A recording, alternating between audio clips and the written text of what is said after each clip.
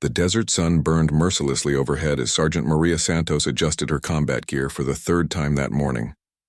The forward operating base buzzed with nervous energy as soldiers prepared for what intelligence reports called a routine patrol.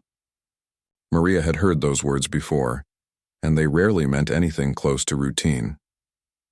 At 26, Maria had already served 3 tours of duty in Afghanistan. Her dark eyes held the steady gaze of someone who had seen too much but refused to let it break her spirit. Born in a small Texas border town, she grew up understanding that sometimes you had to fight for what mattered most. Her grandmother, a woman who had crossed dangerous territory to give her family a better life, taught her that courage wasn't the absence of fear, but action despite it. Commander James Mitchell called his team together near the convoy vehicles. A tall man with graying temples, Mitchell had earned the respect of every soldier under his command through fair leadership and genuine care for his troops. He never asked anyone to do something he wouldn't do himself. Today he looked more serious than usual as he spread the mission map across the hood of their armored vehicle. The intelligence suggested Taliban forces had been moving weapons through a mountain pass 30 kilometers north of their position. Their job was to investigate, document any findings, and report back. Simple enough on paper, but Maria noticed the worry lines around Mitchell's eyes as he spoke. Something about this mission felt different. The convoy consisted of 4 armored vehicles carrying 24 soldiers total. Maria rode in the second vehicle with her squad, checking and rechecking her medical supplies. As the unit's primary combat medic, she carried extra weight in bandages, tourniquets, and emergency medications. Her teammates joked that she packed more medical gear than ammunition, but they all knew her dedication to keeping them alive made her invaluable. The radio crackled with routine check-ins as they left the base and headed into the rugged Afghan countryside. Maria watched the landscape change from dusty flatlands to rocky hills dotted with ancient stone walls and abandoned villages.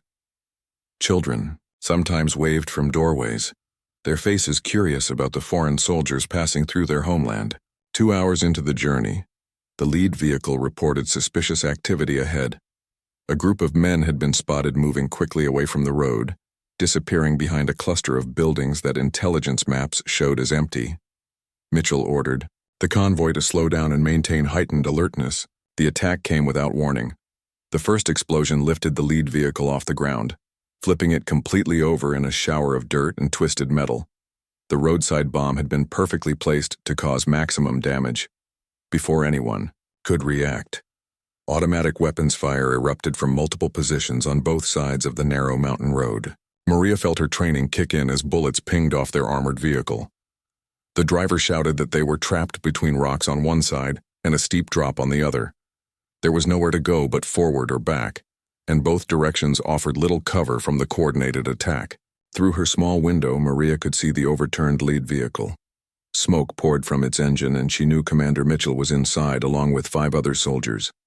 The radio filled with urgent voices calling for backup, reporting casualties, and trying to coordinate a response to the ambush. The enemy had chosen their position perfectly. High ground on both sides gave them clear shots at the convoy, while rocky outcroppings provided excellent cover. Muzzle flashes appeared from behind stones and ancient walls as Taliban fighters maintained steady fire on the trapped American vehicles. Maria's vehicle took several direct hits, spiderwebbing the bulletproof glass and sending everyone inside scrambling for better positions. Their gunner returned fire through the roof-mounted weapons system, but the enemy fire was too intense and too well coordinated to overcome easily. The radio brought devastating news. The lead vehicle's radio operator reported that Commander Mitchell was unconscious and bleeding heavily from a head wound.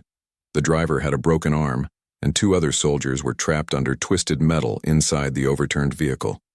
Enemy fire made it impossible for anyone to reach them. Maria made a decision that would change everything.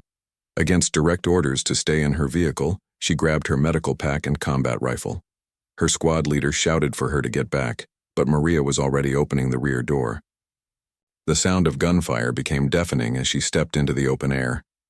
The distance between her vehicle and the overturned lead vehicle was roughly 50 meters of open ground. 50 meters with no cover except for a few scattered rocks barely large enough to hide behind. Enemy fighters had clear sight lines from their elevated positions, and they concentrated their fire on anyone brave enough or foolish enough to leave the protection of the armored vehicles. Maria sprinted toward the first rock, diving behind it as bullets kicked up dust all around her position. Her heart pounded so hard she could feel it in her throat, but her mind remained focused on reaching Commander Mitchell and the other wounded soldiers. The heat was unbearable, made worse by her heavy gear and the adrenaline surging through her system. Sweat stung her eyes as she calculated the distance to the next piece of cover. The enemy fire seemed to intensify, as if they realized what she was attempting. From behind her rock shelter, Maria could see the overturned vehicle more clearly. Dark smoke continued pouring from the engine compartment, and she worried about the possibility of fire spreading to the fuel tank. Commander Mitchell's arm was visible through a shattered window, and it wasn't moving. The radio in her earpiece crackled with updates from the other vehicles. Backup was at least 20 minutes away, and helicopter support was unavailable due to other operations in the area. They were on their own until reinforcements could reach their position. Maria took a deep breath, said a quick prayer her grandmother had taught her years ago, and prepared for the next sprint toward the burning vehicle. The enemy fighters seemed to sense her intention because the gunfire suddenly became more focused on her position. Everything depended on the next few seconds. Commander Mitchell's life hung in the balance, along with the lives of the other soldiers trapped in the wreckage. Maria had trained for moments like this, but no training could fully prepare someone for the reality of running through enemy fire to save lives.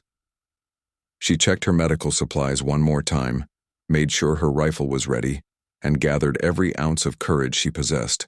The next 50 meters would determine whether she could reach her commander in time to save his life. Maria launched herself from behind the rock like a sprinter leaving the starting blocks. Bullets whizzed past her head, some so close she could hear them cutting through the air. She zigzagged as she ran, using a technique her drill sergeant had taught her during basic training. Never run in a straight line when people are shooting at you. The second rock outcropping was 20 meters away, but it felt like 20 miles. Her legs pumped as hard as they could carry her across the uneven ground. Loose stones threatened to trip her with every step, and the weight of her medical pack made her feel off balance. Behind her, she could hear her teammates providing covering fire, their weapons chattering as they tried to suppress the enemy positions. She dove behind the second rock, just as a burst of automatic weapons fire chewed up the ground where she had been running. Dirt and stone fragments peppered her helmet and uniform. Her breathing came in short gasps, partly from exertion and partly from the incredible fear that threatened to overwhelm her training. From this new position, Maria could see inside the overturned lead vehicle more clearly. Commander Mitchell was definitely unconscious, blood streaming from a gash on his forehead. The driver, Corporal Johnson, was awake but clearly in pain from his broken arm. Two other soldiers were pinned under equipment that had shifted when the vehicle flipped. The most troubling sight was Private Williams, the youngest member of their unit. He was barely 19 years old, fresh out of training, and this was his first deployment. Maria could see that his leg was twisted at an unnatural angle, and he was trying not to cry out in pain. His face was pale with shock, and she knew she needed to reach him quickly. The enemy fire intensified again as Taliban fighters realized an American soldier was attempting a rescue. They could see Maria behind her rock shelter, and they adjusted their positions to get better shots at her next likely route. Voices shouted in the distance, and she knew they were coordinating their efforts to stop her. Maria keyed her radio to contact the other vehicles. Her voice was steady despite the chaos around her. She reported what she could see of the casualties and requested maximum covering fire for her final sprint to the overturned vehicle. The response was immediate and overwhelming. All three remaining vehicles opened fire simultaneously, their heavy weapon systems sending streams of bullets toward the enemy positions. The sound was deafening as American firepower tried to suppress the Taliban fighters long enough for Maria to complete her rescue mission. She knew this was her only chance. The covering fire would last maybe 30 seconds before the enemy could reposition and return fire with full intensity. Maria sprinted from her shelter toward the overturned vehicle, her medical pack bouncing against her back with every step. This final stretch was the most dangerous. 25 meters of completely open ground with enemy fighters on elevated positions all around her. Bullets kicked up dust clouds at her feet as she ran. One round passed so close to her head that it knocked her helmet slightly sideways. But she kept running. Maria reached the overturned vehicle and threw herself against its armored side, finally protected from the worst of the enemy fire. Her hands were shaking from adrenaline, but her medical training took over as she assessed the situation inside the twisted wreckage. Commander Mitchell was her first priority. She climbed through the shattered rear window, cutting her hands on broken glass but ignoring the pain. Mitchell's pulse was weak but steady, and the head wound, while bloody, didn't appear to be life-threatening. She applied pressure bandages and checked for other injuries. Corporal Johnson was conscious and trying to help free the other soldiers. His broken arm was obviously painful, but he refused medical attention until the others were treated. Maria quickly splinted his arm and gave him pain medication before moving to the more seriously injured soldiers.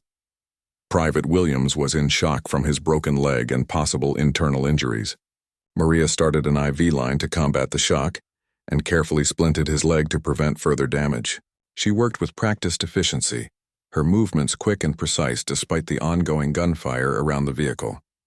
The two soldiers pinned under equipment required the most careful handling.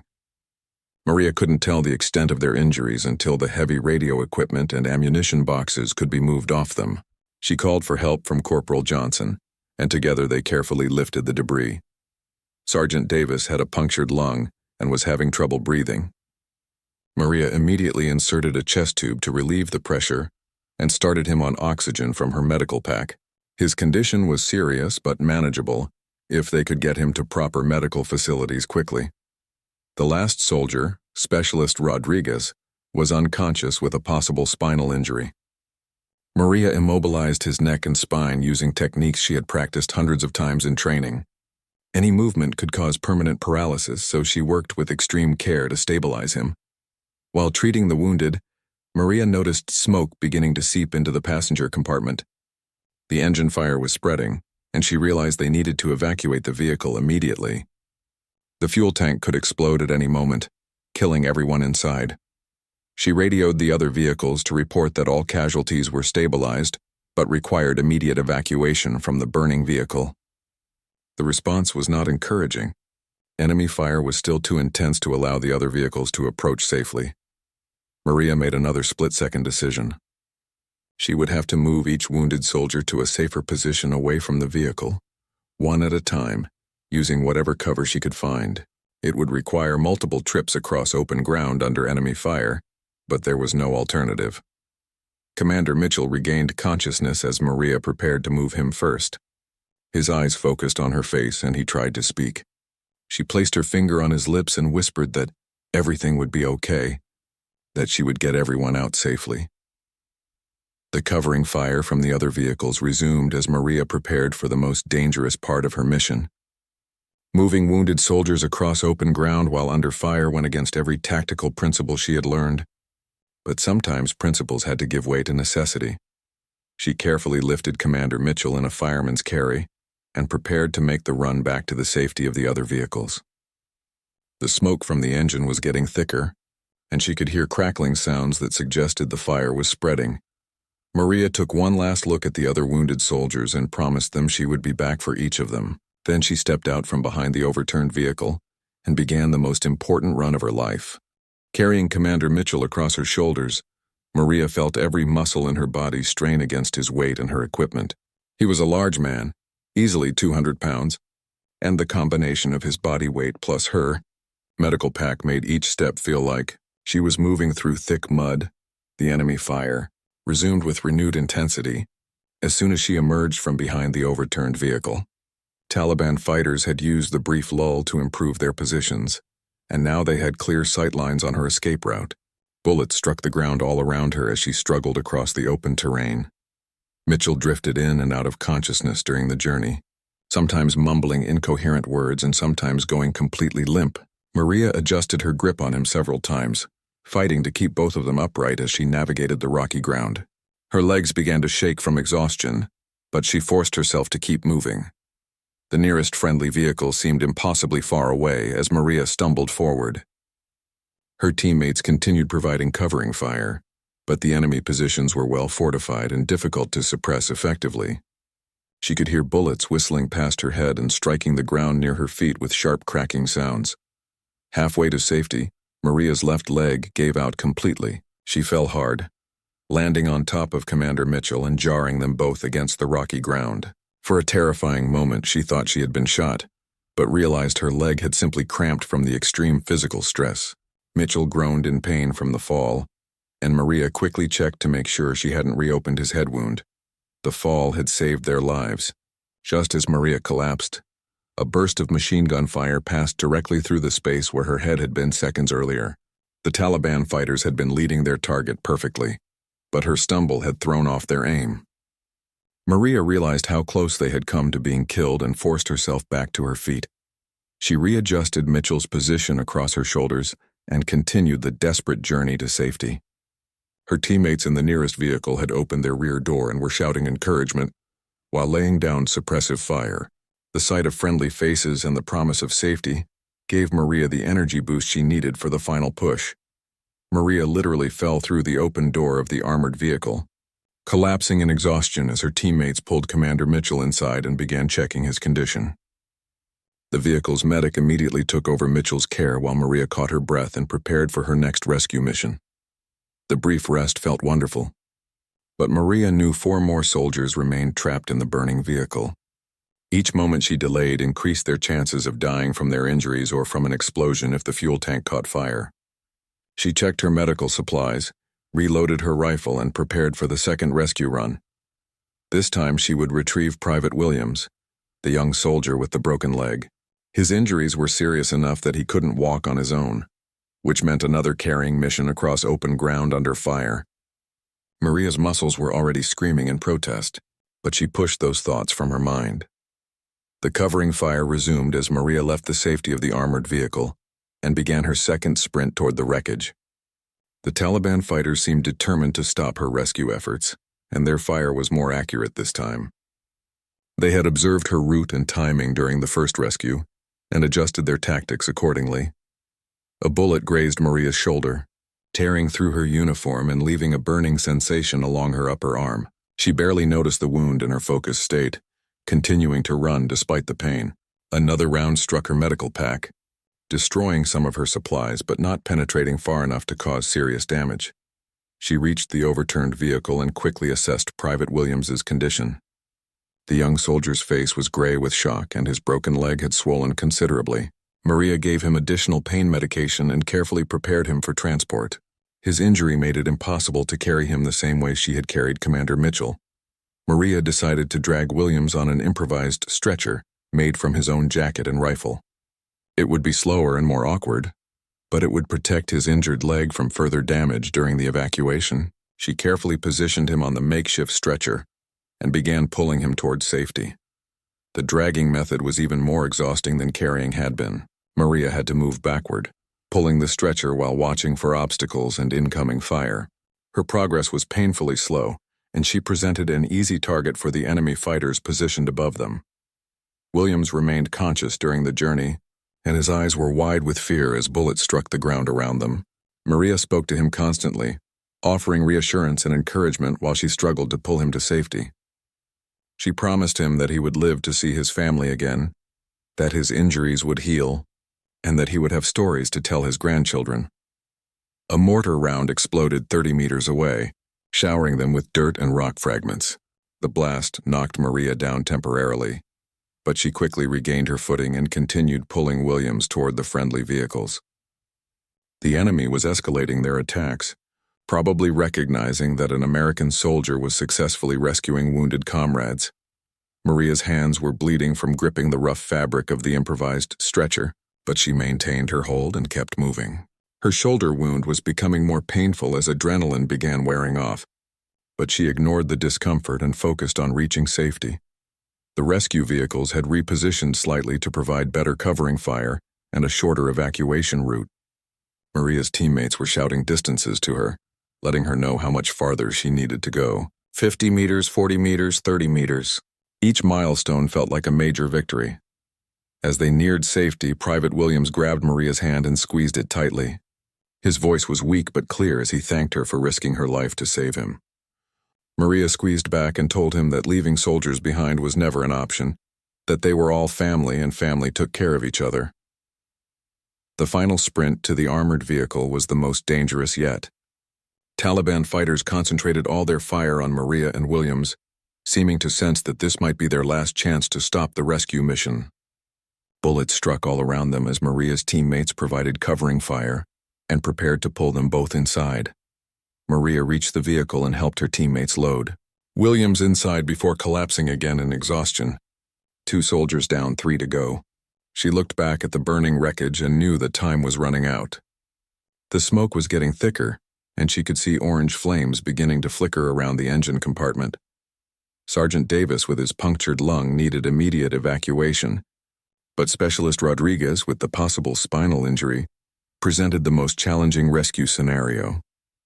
Moving him incorrectly could result in permanent paralysis or death, but leaving him in a vehicle that might explode was not an option either. Maria's third rescue mission focused on Sergeant Davis, whose punctured lung made every breath a struggle. She could hear his labored breathing from inside the overturned vehicle, a wet, rattling sound that indicated his condition was deteriorating rapidly. The chest tube she had inserted was helping, but he needed proper medical facilities soon or he would not survive. The smoke from the engine fire had grown much thicker, and Maria could now see actual flames licking around the edges of the hood.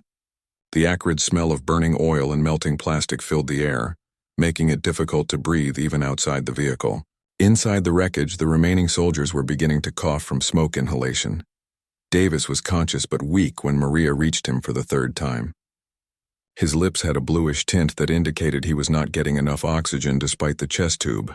Maria quickly checked his vitals and realized she needed to modify her treatment. She adjusted the chest tube and gave him a shot of medication to help his breathing. Moving Davis would be particularly dangerous because of his lung injury. Any sudden jarring or pressure changes could cause the punctured lung to collapse completely, which would kill him within minutes. Maria had to find a way to transport him smoothly while under enemy fire, a seemingly impossible task. She decided to carry Davis in a seated position, supporting his back and keeping his injured lung elevated. This method would be more stable for his breathing, but would make Maria a larger target for enemy fire. It was a calculated risk that could save Davis's life or get them both killed. The Taliban fighters had repositioned again during Maria's brief time inside the rescue vehicle. They now had crossfire patterns that covered her most likely escape routes. When she emerged from behind the overturned vehicle with Davis, the gunfire was immediate and intense. Maria moved as quickly as Davis's condition would allow, but their progress was frustratingly slow. His breathing was so labored that she had to stop twice to let him rest and adjust his position. Each pause made them sitting targets, but pushing Davis too hard could cause his lung to collapse completely. During the second pause, a sniper's bullet passed within inches of Maria's head. The near miss convinced her that they had to move faster despite the risks to Davis's condition. She repositioned him for better speed and began moving in a crouched run toward safety. Davis lost consciousness halfway to the rescue vehicle, his body going limp in Maria's arms. For a terrifying moment she thought he had died, but she could still feel a pulse in his neck. His breathing became even more shallow, and Maria realized she was in a race against time to get him medical attention. The covering fire from her teammates intensified as they recognized the urgency of the situation. Every weapon in their convoy opened up on the Taliban positions, creating a deafening wall of sound that provided Maria with precious seconds of reduced incoming fire. She reached the armored vehicle and immediately began emergency treatment on Davis while her teammates provided security. His condition was critical, and Maria knew he needed surgery soon or he would die. The vehicle's radio operator called for immediate medical evacuation, but helicopter support was still unavailable due to ongoing operations elsewhere. 2 soldiers rescued, 2 more to go. Maria looked back at the burning vehicle and saw that the flames had spread significantly. Orange fire was now visible through several windows, and she could hear popping sounds as various components began to fail from the heat. Specialist Rodriguez and Corporal Johnson were running out of time. The 4th rescue would be the most technically challenging. Rodriguez had been immobilized due to suspected spinal injuries, which meant Maria could not simply carry him out.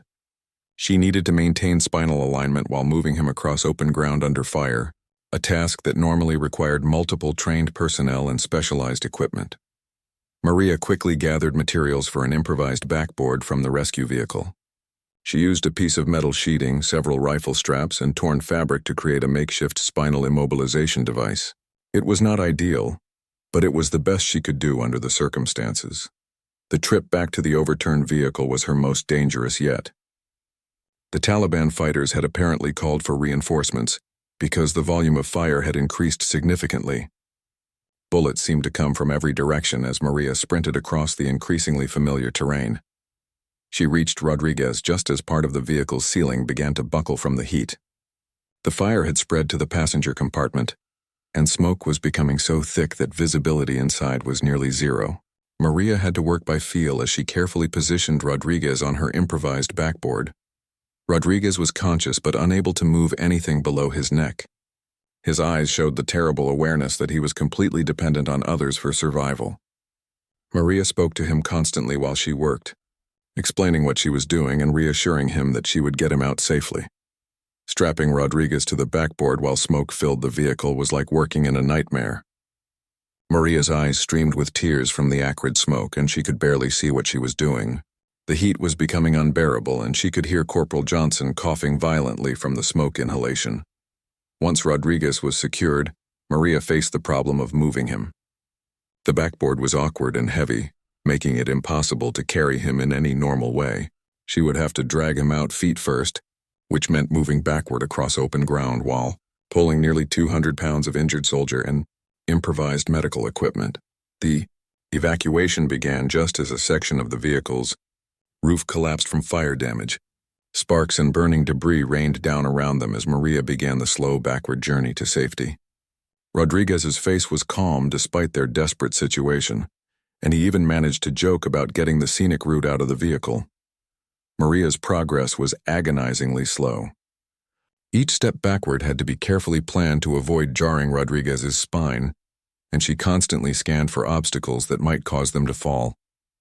The Taliban fighters seemed to recognize that this was a critical moment because their fire intensified to its highest level yet. Rocket-propelled grenade exploded near the burning vehicle just as Maria cleared the immediate danger zone. The blast knocked her down and showered them both with debris, but the backboard held together and Rodriguez remained stable. Maria quickly checked him for new injuries before continuing their journey. The final approach to safety was chaos. Enemy fire, friendly covering fire, radio chatter, shouting voices, and the roar of flames from the burning vehicle created a symphony of combat that threatened to overwhelm Maria's senses. She focused on putting one foot behind the other, maintaining her grip on the backboard and getting Rodriguez to medical attention. Her teammates were ready when she reached the armored vehicle. They quickly loaded Rodriguez inside while Maria collapsed against the vehicle's side, her energy completely spent. 3 soldiers rescued, 1 more to go. But as she looked back at the burning wreckage, she realized that her final rescue mission would be the most dangerous of all. Corporal Johnson remained alone in the burning vehicle, and Maria knew this final rescue would test every limit of her endurance and courage. The fire had spread throughout most of the engine compartment and was beginning to reach the fuel lines. If the main fuel tank exploded, nothing could save Johnson or anyone else nearby. Johnson's broken arm made it impossible for him to evacuate himself, and the spreading fire had blocked several of the vehicle's exits.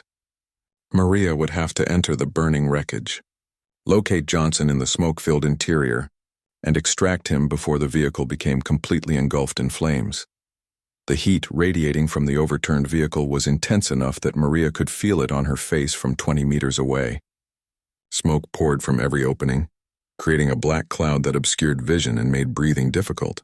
The popping and crackling sounds from inside indicated that the fire was consuming everything combustible. Maria's teammates tried to convince her to wait for backup or additional resources, but she knew there was no time. Johnson's radio calls had become increasingly weak and infrequent, suggesting he was succumbing to smoke inhalation. Every second of delay decreased his chances of survival. She soaked her uniform shirt with water from her canteen and tied it around her face as an improvised breathing filter. It would provide minimal protection against the smoke, but it was better than nothing. Maria also grabbed a small fire extinguisher from the rescue vehicle, hoping it might help clear a path through the flames. The journey back to the burning vehicle was surreal. The intense heat created waves in the air that made everything shimmer like a mirage.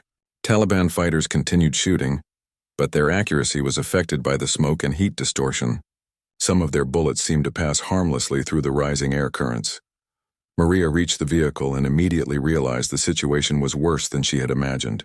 The entire rear section was now filled with flames, and the main entrances were blocked by fire or collapsed metal. She would have to enter through a side window that was partially blocked by debris.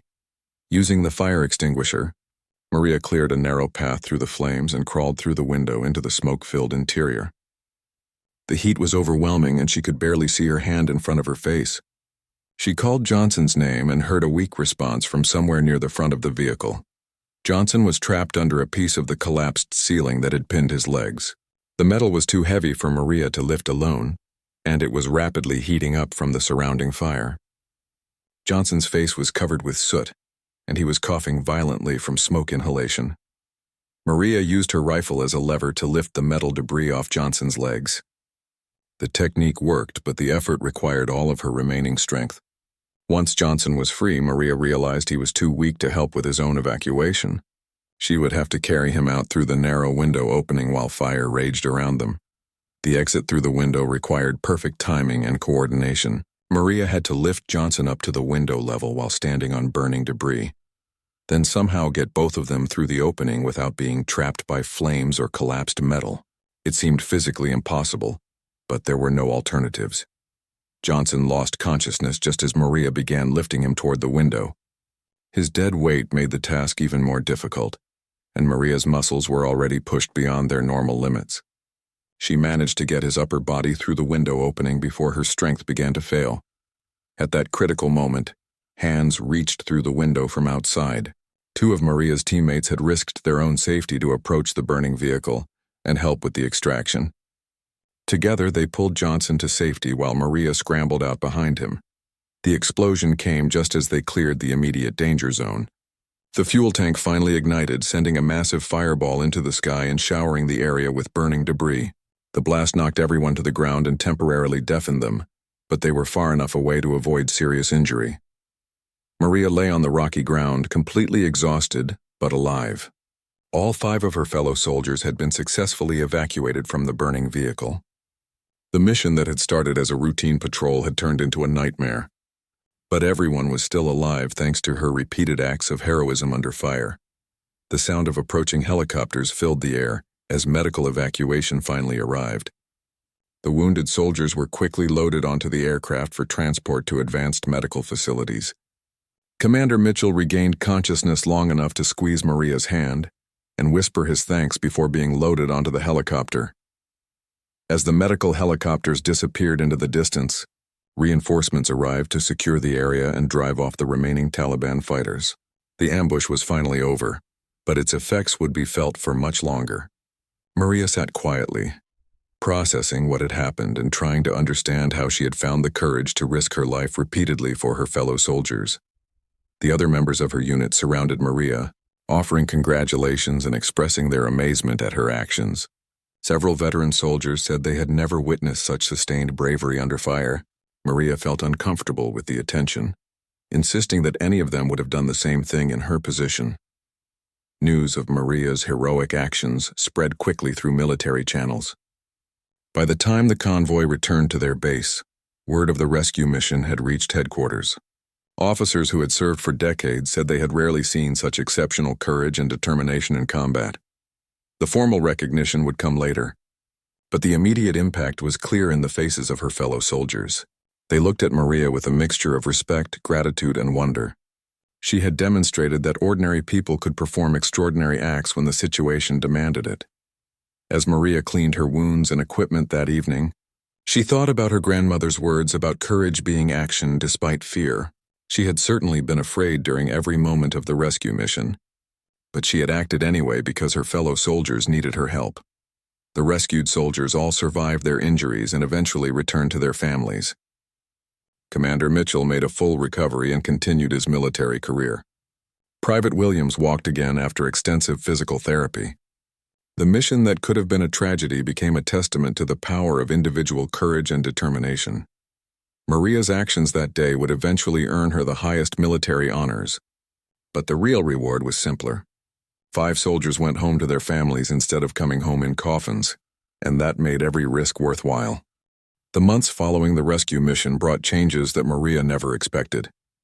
News of her actions spread far beyond military circles, eventually reaching national media outlets hungry for positive stories from the ongoing conflict. Maria found herself thrust into a spotlight she neither sought nor particularly wanted. Military investigators conducted extensive interviews about the rescue mission, documenting every detail for official records and potential commendations.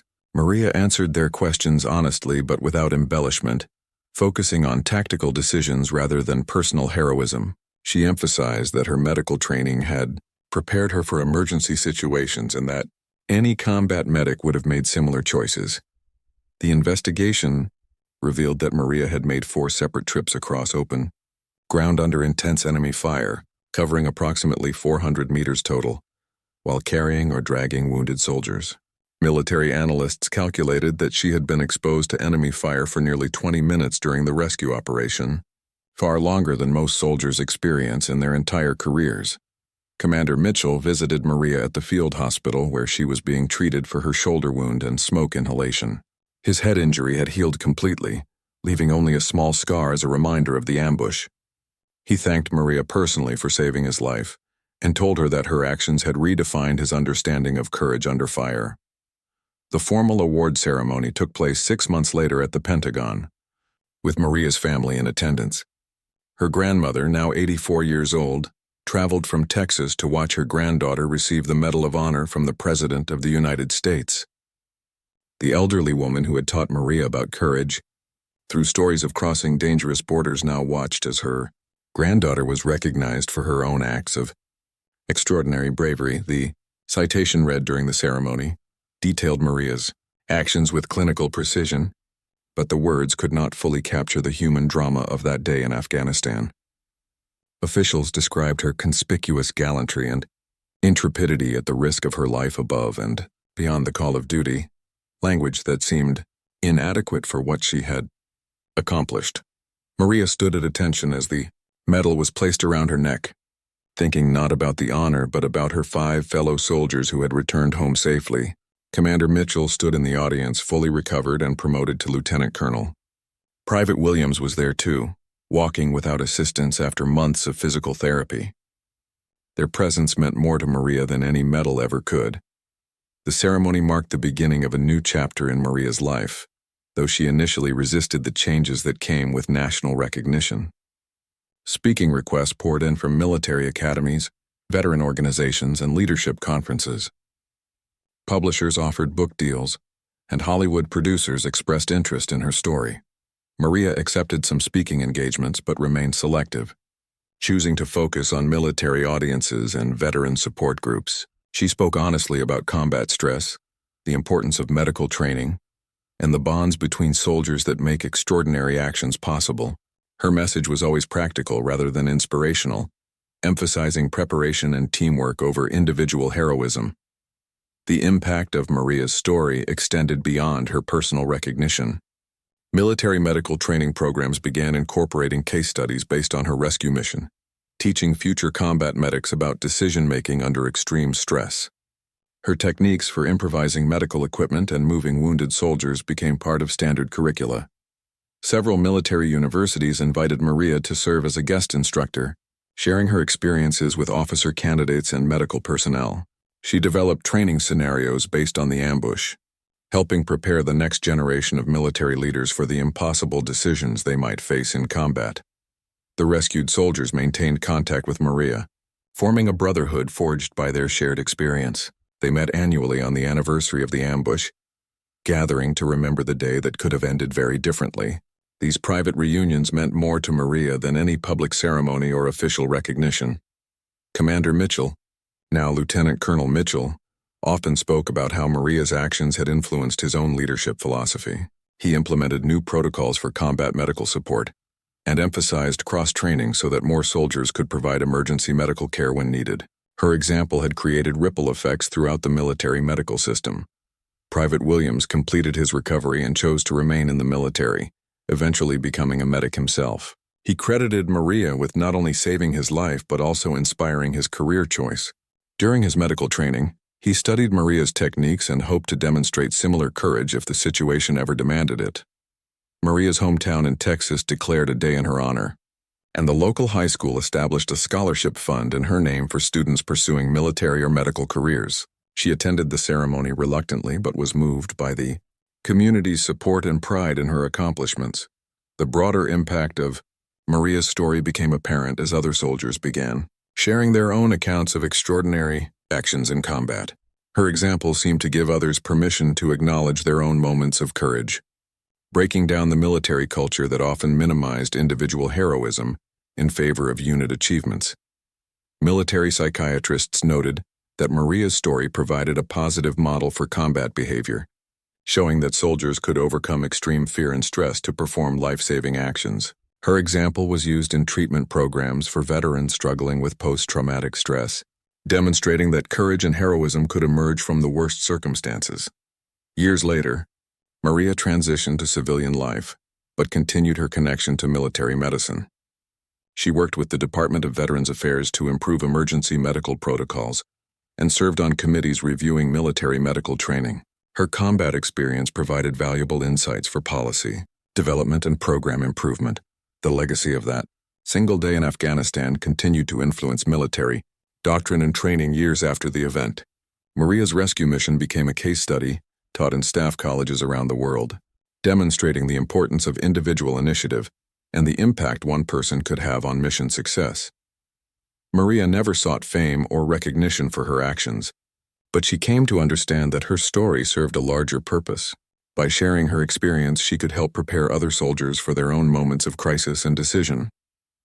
Her example showed that ordinary people could rise to extraordinary circumstances when their fellow soldiers needed them most. The 5 soldiers she rescued all went on to complete successful military careers and civilian lives.